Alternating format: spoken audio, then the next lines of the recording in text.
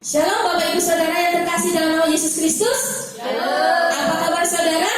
Luar biasa. Anak kita memiliki Allah yang luar biasa. Amin. Amin. Pada saat ini gereja kita GPDI AKP Jemaat Bola Banteng mengajak Bapak Ibu Saudara yang terkasih untuk beribadah online dengan kita di sini untuk mengingat pengorbanan Tuhan Yesus Kristus di kayu salib untuk menebus dosa-dosa kita semua. Mari kita mulai pujian pada saat ini dengan bersorak-sorai bagi muliakanlah namanya sebab dia berperang menggantikan kita. Haleluya. Mari kita mengajak Bapak Ibu Saudara untuk bersama-sama.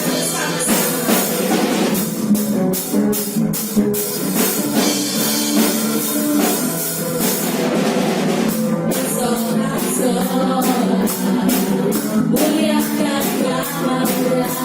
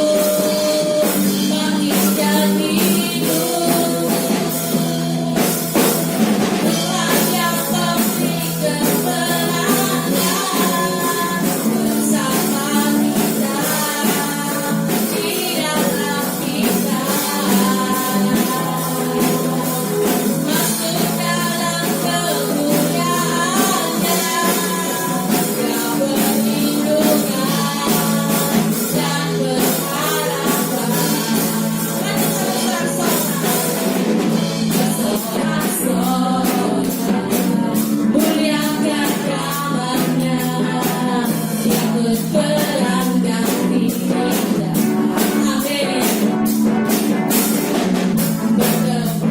Muliakan nama-Nya yang selamatkan jiwa kita.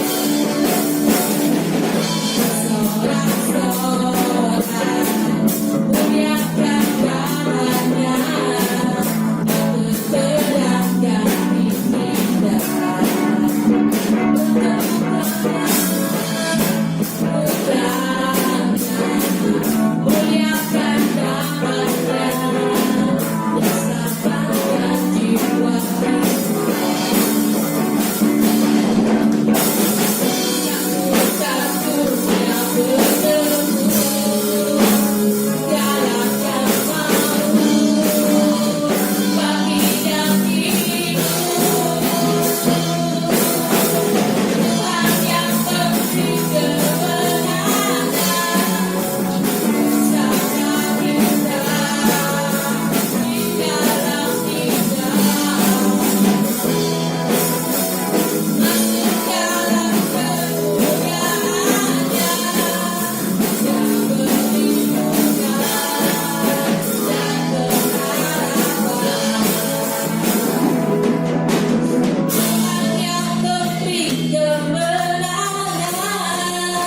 bersama kita di dalam kita.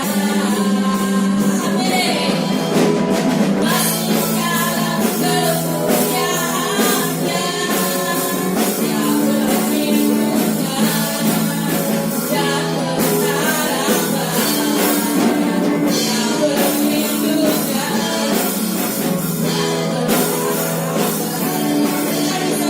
Yang berlindung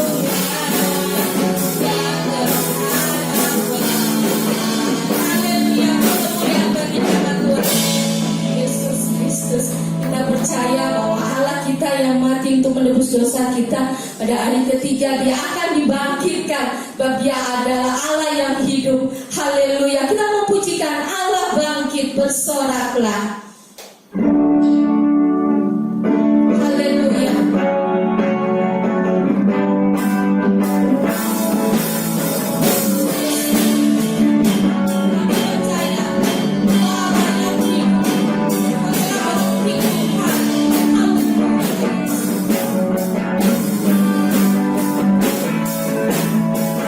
Gerakkanlah kekuatanmu ya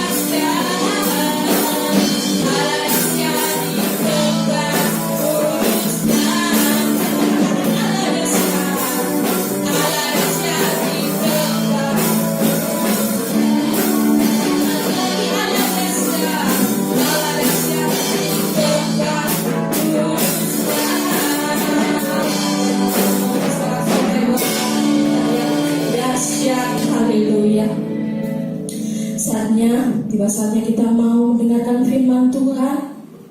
Kita mau siapkan hati kita. Pendengaran kita adalah setiap firman yang disampaikan pada saat ini boleh menjadi tuntunan hidup kita dalam menjalani dunia yang saat ini sungguh luar biasa takutnya, sungguh luar biasanya mengencangkan. Tapi bersama Tuhan kita akan aman, berlindung dalam kepala sayapnya. Kita percaya bahwa Allah kita rela mati di kayu salib untuk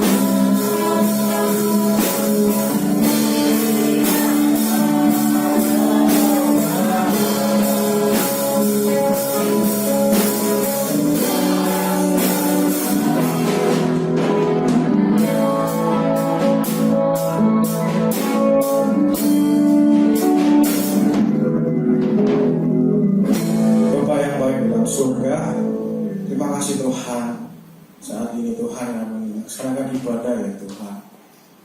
Walaupun kami terbatas oleh ruang Tuhan, dan boleh bersama, tetapi secara iman dalam Tuhan, dalam rohani, kami bersyukur itu ya Tuhan. Ya Tuhan, kami berdoa jemaat-Mu di BDI AGP ini Tuhan, dan melaksanakan ibadah online untuk saat ini ya Tuhan, yang berdoa supaya mereka terjaga kesehatannya Tuhan. Tuhan berkati mereka, apa yang mereka perlukan, cukupkan dan lupa.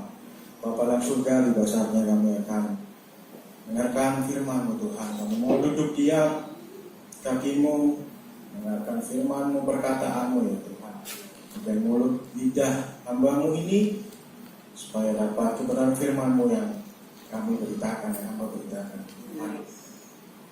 Kami buka hati kami supaya firman itu subur Tuhan dalam hati kami. Terima kasih Tuhan. Di dalam nama Tuhan Yesus Kristus kami berdoa. Amin. Shalom. Wow, luar biasa sekali. Itu pertama kali kita bisa melaksanakan ibadah online di BDI AGP Surabaya.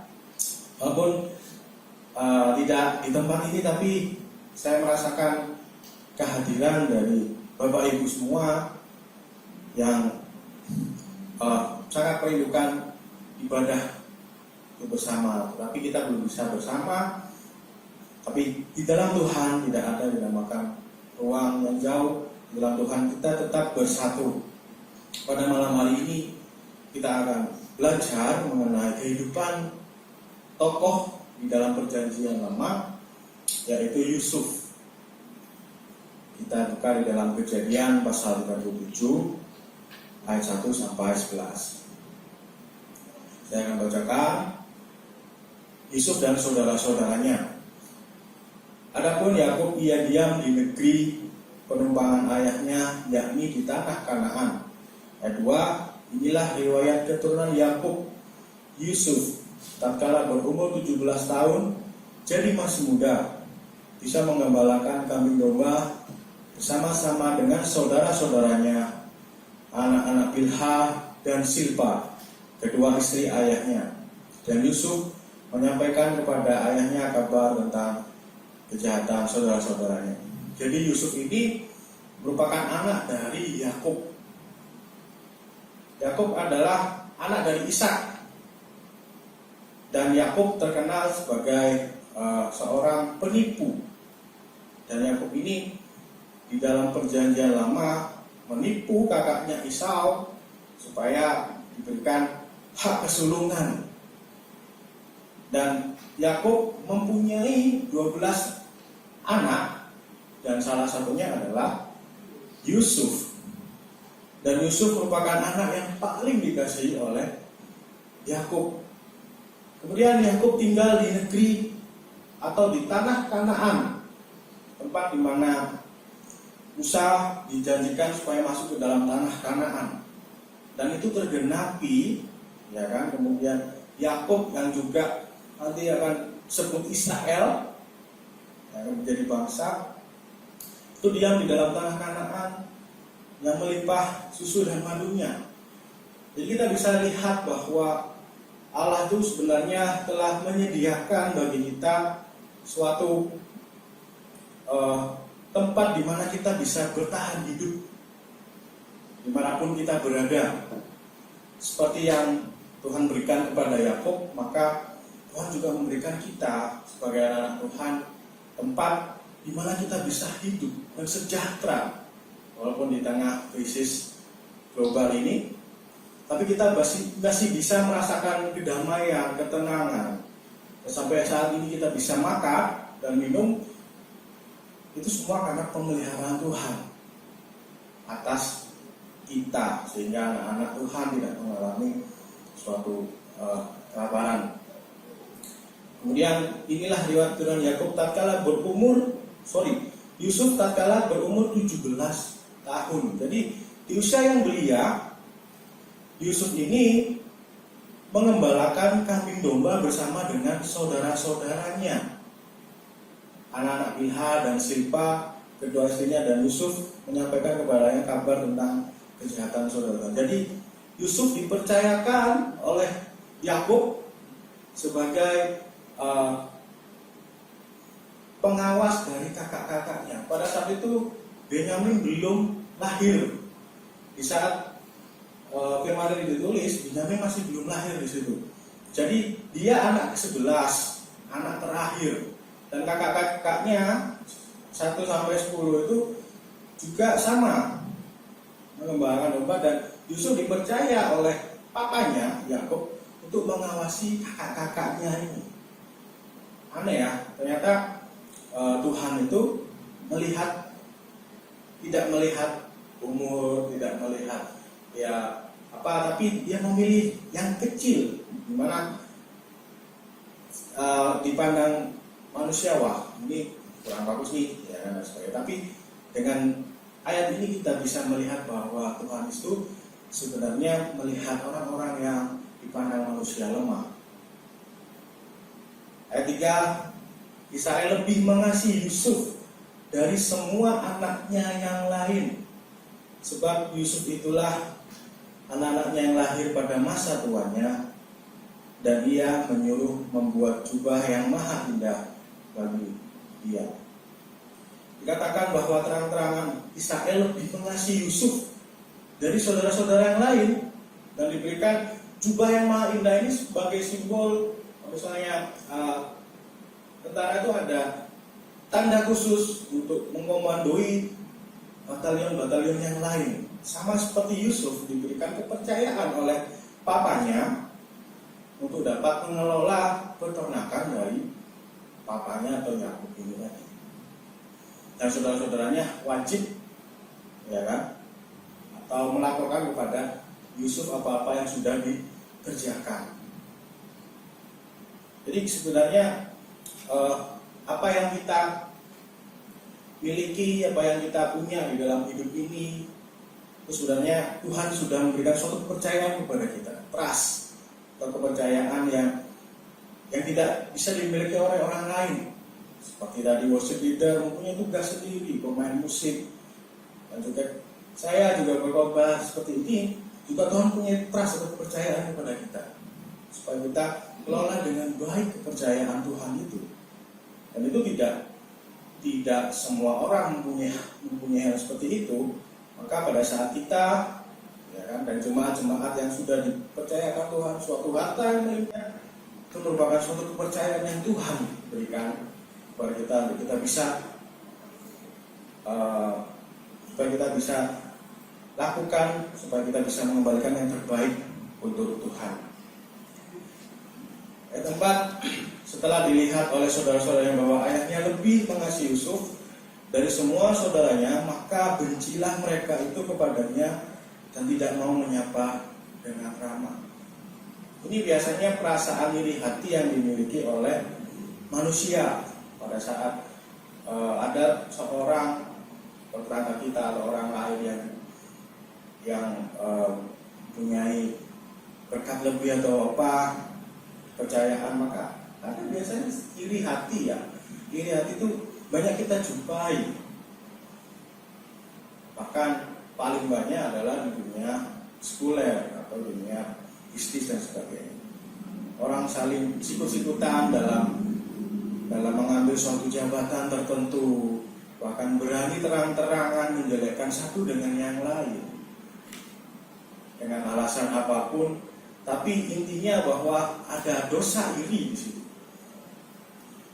Dan yang dilakukan oleh saudara dari Yusuf ini, itu secara terang-terangan kepada Yusuf, itu apa? Tidak menyapanya dengan ramah. Kita tidak mungkin dalam suatu aktivitas, apalagi di dalam keluarga, ya kan? Ada saudara kandung lagi.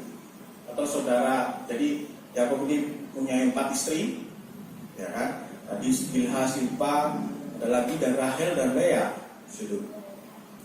Apalagi dalam satu keluarga tidak ada dinamakan damai sejahtera, tidak ada komunikasi yang baik.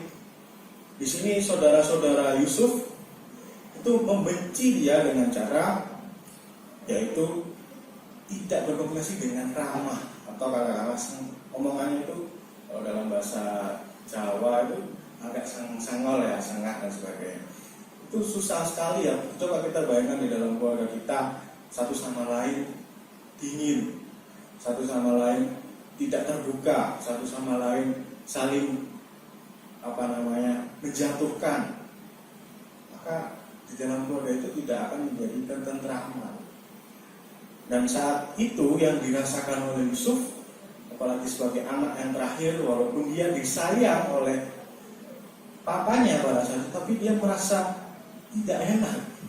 Apalagi dia punya mimpi ya, nanti di ayat selanjutnya mimpi Yusuf itu luar biasa sekali. Jadi Tuhan itu memberikan suatu penglihatan atau suatu visi bahwa kamu akan seperti ini ke depannya. Dan tidak semua orang bisa menerima hal itu, bahkan keluarganya sendiri tidak menerima.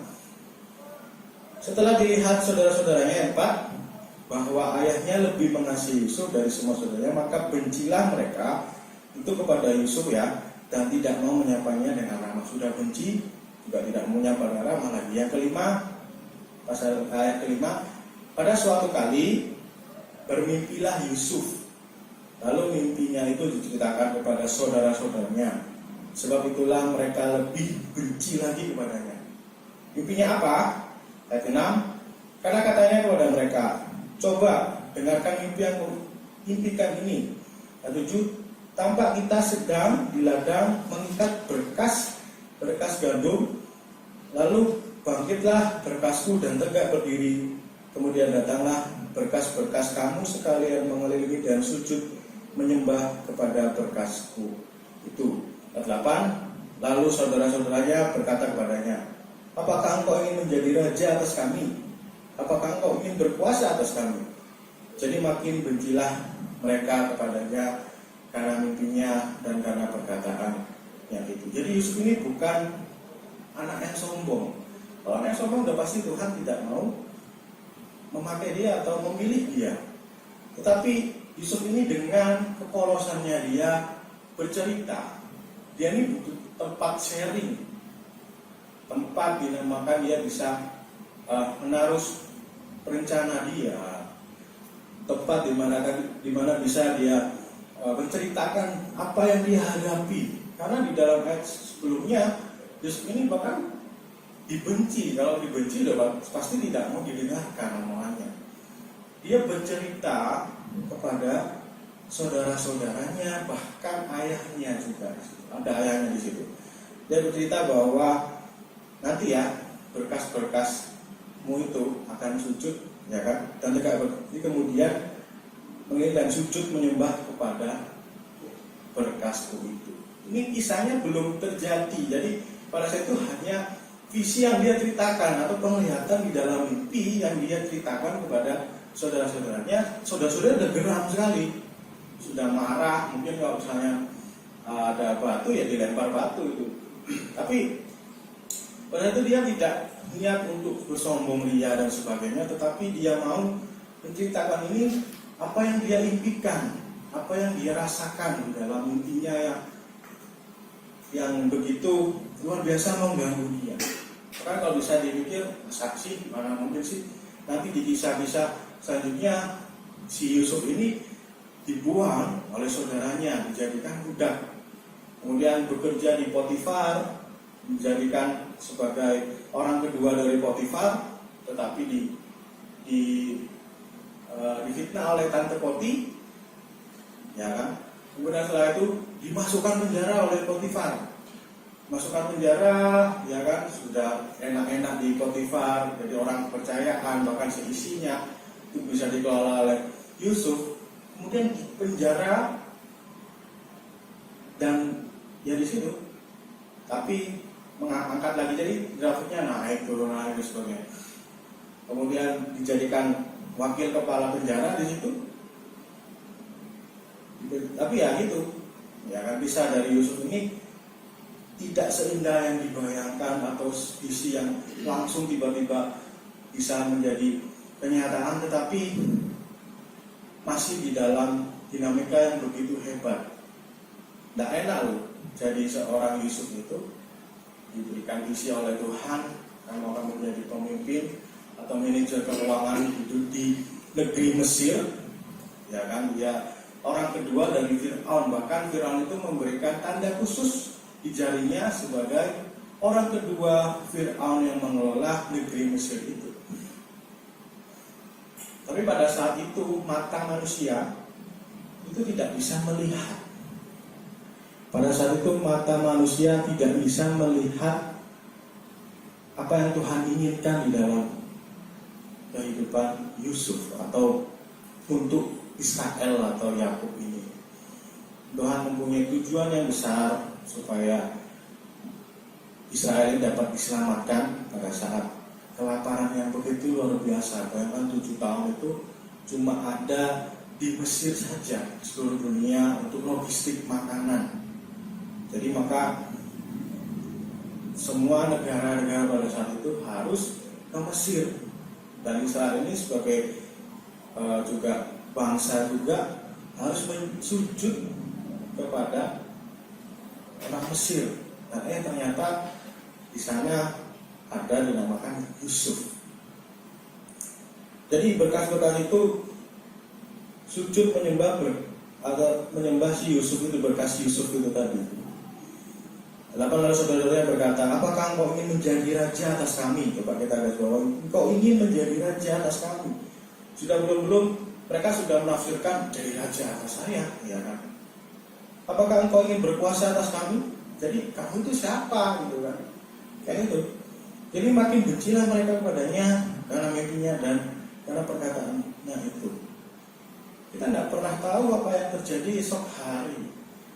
Di tengah wabah yang begitu luar biasa ini, kita tidak tahu Tuhan berencana apa, atau Tuhan mengizinkan kenapa hal ini terjadi. Secara manusia, wah ini apa dan sebagainya.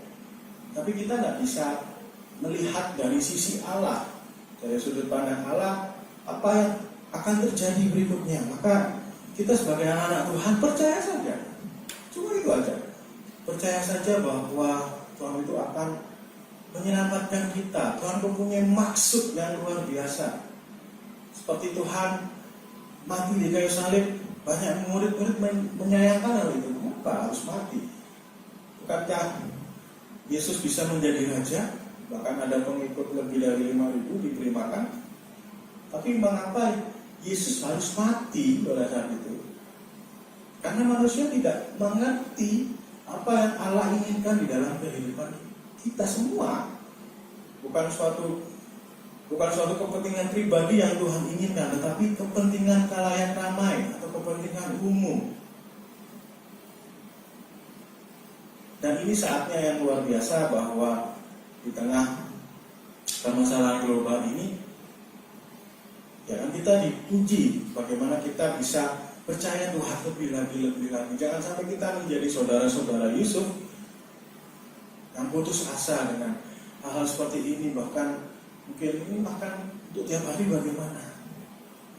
Tuhan bilang, wah jangan kamu khawatir, burung di udara dia pelihara.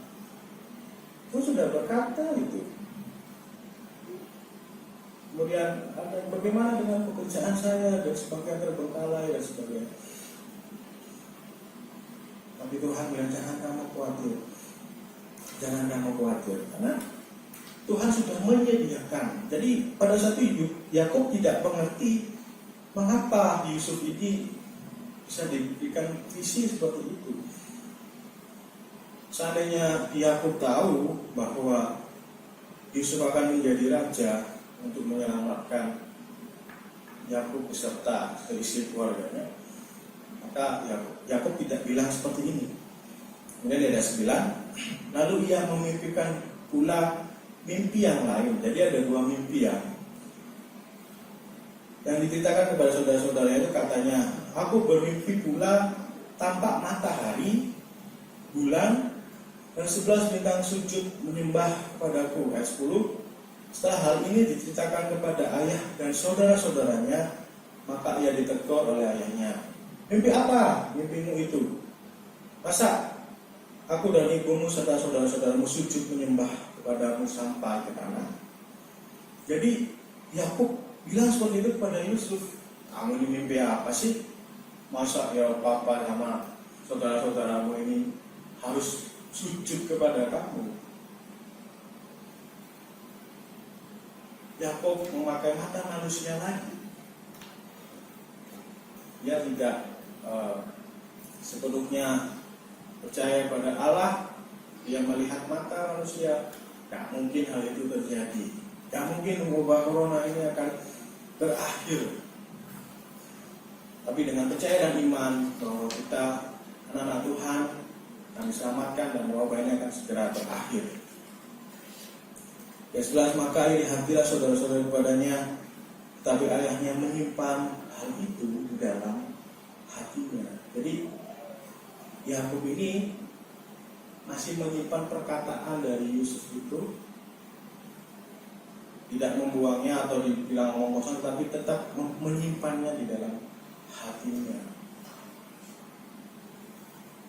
Ada 3 hal penting yang kita bisa dapat dari firman hari ini adalah, yang pertama, kita bisa berbicara kepada Allah sesuka hati kita dan bisa menyebut Allah sebagai Bapa dalam doa Bapa kami.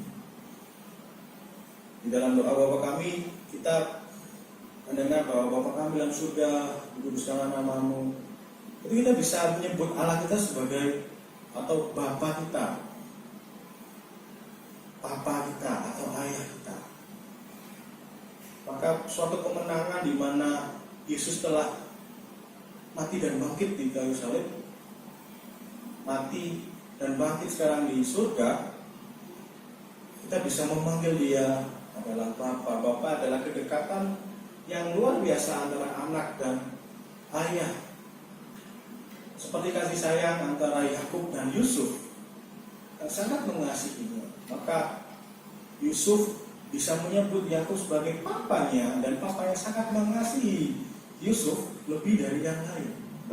Maka kita bisa menyebut Yesus sebagai Bapa kita karena Yesus mengasihi kita.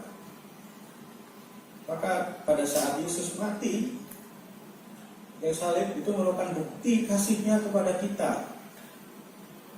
Kita mempunyai kehidupan yang kekal karena bukti dari cintanya adalah memberikan nyawanya bagi kita. Kita tidak lagi dinamakan menjadi bulan-bulanan iblis atas dosa-dosa yang dilakukan, yang telah dilakukan dari zaman Adam, ya. Tapi Tuhan sudah membebaskan kita. Dengan doa Bapa kami, kita juga harus belajar mengasihi dan merelakan. Pada saat kita minta diampuni oleh Bapa, maka kita juga harus mengampuni orang yang bersalah kepada kita. Itu adalah merupakan suatu perjanjian yang luar biasa yang Tuhan ajarkan. Kalau kita mau diampuni Bapa, kita juga harus mengampuni orang lain. Gampang sekali perjanjian itu. Yang pertama, kita bisa berbicara dengan Allah sesuka hati kita. Kita ngobrol lah. Apapun yang kita hadapi, apapun yang kita alami hari ini, kita bisa ngobrol dengan Bapa kita. Karena Tuhan sudah mengaruniakan hubungan itu antara ayah dan anak kepada kita, sehingga kita bisa ngobrol sesuka hati. Tidak ada yang dengan intimidasi, tidak ada. Maka kita bisa berdoa di kamar pun. Yang kedua, ternyata Allah itu mempunyai anak-anak yang paling dikasihi loh. Ya kan? Seperti Yusuf. Kenapa kok Yusuf ini dikasihi oleh bapaknya? Karena sikap dia yang lembut, yang tidak sombong, ya kan? Sehingga bapaknya ini sangat mengasihi si Yusuf. Di umur 17 tahun dia sudah dijadikan orang kepercayaan oleh papanya sendiri untuk mengawal saudara-saudaranya. Di dalam Filipi 2 ayat 16 kita baca, Filipi 2 ayat 16.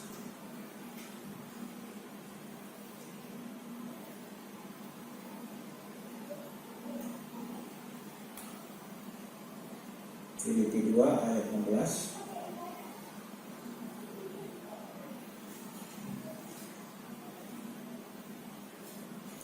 Sambil berpegang pada firman kehidupan agar aku dapat berpegang pada hari Kristus, bahwa aku tidak percuma berlomba-lomba dan tidak percuma bersusah-susah. Apa yang kita harus lakukan? Yaitu mengerjakan keselamatan kita, mengerjakan iman kita kepada Allah. Maka kita wajib berlomba-lomba, bertekun. Kita jangan sampai kalah dengan situasi dunia saat ini.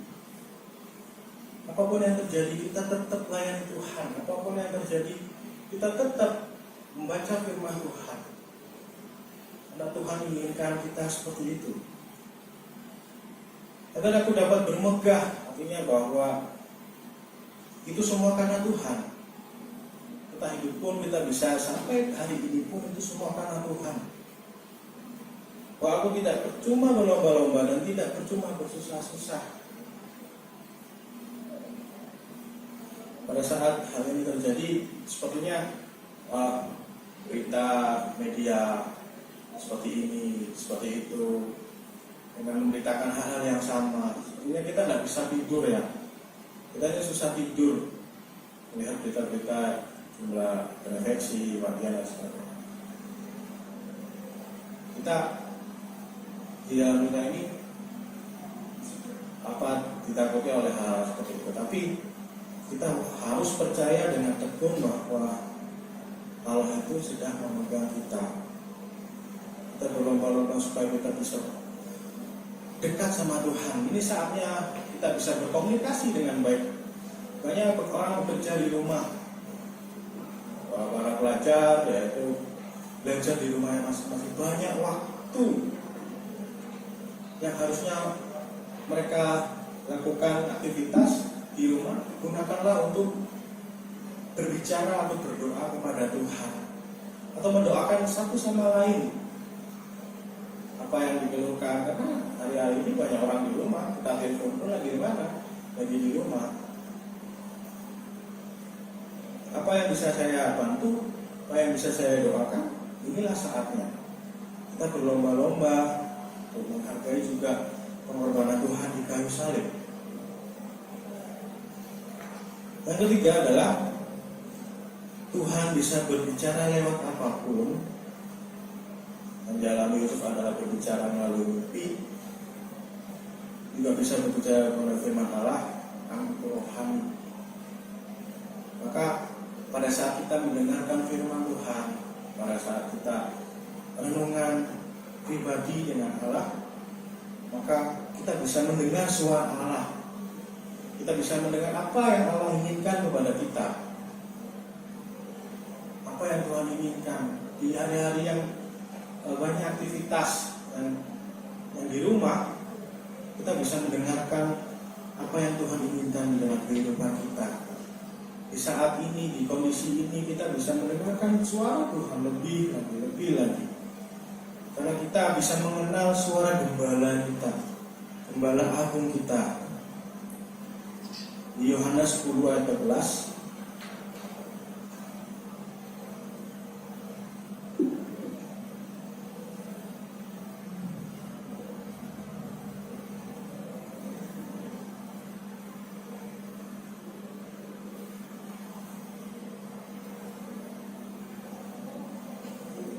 Akulah gembala yang baik, dan aku mengenal domba-dombaku, dan domba-dombaku mengenal aku. Gembala pada saat melihat domba-dombanya diterkam oleh binatang buas, yang dilakukan gembala adalah memukul dengan gadanya itu. Dan tongkatnya itu bukan untuk memukul binatang buas, tapi tongkatnya itu membimbing kita, menuntun kita. Gada itu adalah untuk menghancurkan atau membunuh binatang-binatang buas. Maka gadamu dan tongkatmu itulah yang menghibur aku. Itu berarti bahwa segala kondisi yang terjadi di dunia ini, Tuhan mempunyai gada supaya kita ini anak-anak Tuhan ini tidak mengalami atau diterkam oleh binatang buas atau virus dan sebagainya. Maka kita harus dekat dengan Tuhan dan suka dengan firman Tuhan. Dan tongkat itu adalah berbicara mengenai firman Tuhan. Apa yang Tuhan inginkan, kita wajib dengar. Melalui hamba-hambanya, melalui firman yang Tuhan bisa berbicara. Melalui apapun itu, buku rohani yang Bapak Ibu baca semua. Itu semua itu adalah tongkat untuk membimbing kita. Supaya kita lebih lagi mengerti suara Allah. Karena kita adalah domba-domba dari Gembala Agung, yaitu Tuhan Yesus Kristus. Saya undang untuk pemain musik dari depan. Bersama-sama merenungkan firman ini, suara menyanyikan lagu Tuhan. Oh ya Tuhan Yesus, terima kasih. Mari kita renungkan firman ini. Momen pengorbanan Tuhan Yesus ini kita lebih menghargai lagi akan apa yang Tuhan telah lakukan 2000 tahun yang lalu, sehingga kita bisa berbicara secara leluasa dengan Allah. Kita tidak perlu memakai imam besar. Kita cukup datang kepada Yesus. Kita juga harus berlomba-lomba menjadi anak-anak yang dikasih oleh Tuhan untuk mengerjakan keselamatan kita. Dan juga kita bisa mendengarkan suara Tuhan melalui apapun itu. Terus adalah firman Tuhan itu sendiri. Dan baca firman Tuhan supaya kita bisa mengerti apa yang Tuhan inginkan dalam kehidupan kita.